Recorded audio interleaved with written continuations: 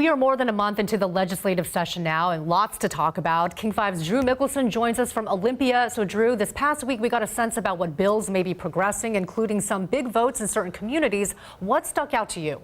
Yeah, Christine, we're about a third of the way into the session, and this is the point where we start to see what sticks to the wall and what falls out. We're getting a good idea, kind of narrowing down what issues will be dealt with, and a number of pretty important bills did pass out of committee this past week, including one that would require every adult to vote in every state election. All eligible Washingtonians would not only have to register, but submit ballots in every election.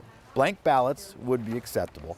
However, there would not be any punishment if you didn't vote. That passed out of a committee this past week, along with a bill requiring safety training before anyone can purchase a gun. That's one that'll be debated here in the next few weeks.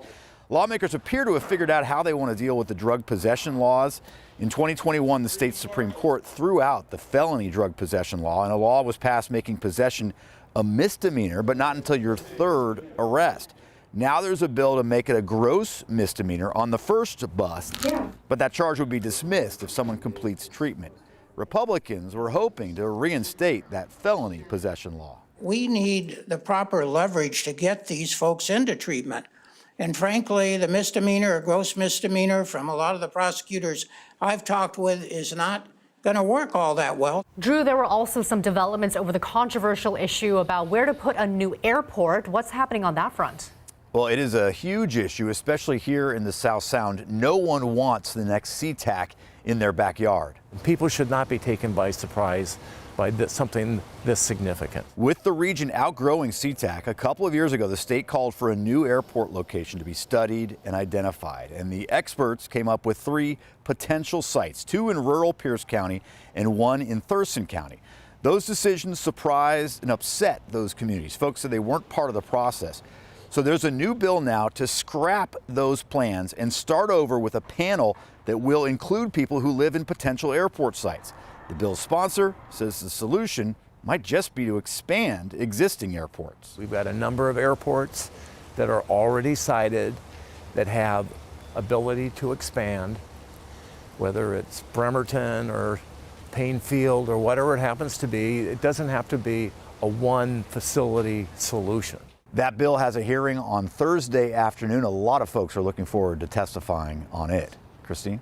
Also, Drew, you reported this week on what's being called the Nothing About Us Without Us Act. Explain that for our viewers. This is one that has nothing to do with taxes or new traffic safety laws. It's all about people like Ivanova Smith. I helped form this bill with a bunch of other self-advocates to be like, hey, we can't be having this happening all the time. Ivanova has mild intellectual and developmental disabilities, and 3 years ago, she said legislators passed a law dealing with housing and care for members of her community without getting any input from her community. So she worked with lawmakers to create this Nothing About Us Without Us Act. It would change the makeup of state work groups. So if a panel of experts are looking at issues facing people experiencing homelessness, that panel would have to include folks from that community with lived experience, just like a group dealing with farming issues. They would have to include farmers. We're not saying, hey, you experts leave. No. We're saying, let's extend the table, let's put in more chairs, and let's hear. I need to hear from the experts, but the experts also need to hear from me.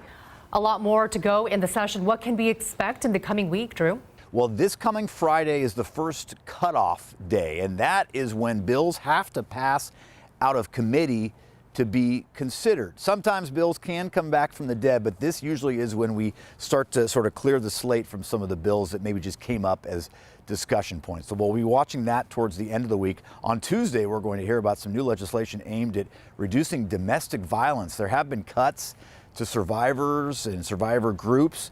There will be a push to increase funding for those folks this year. Christine?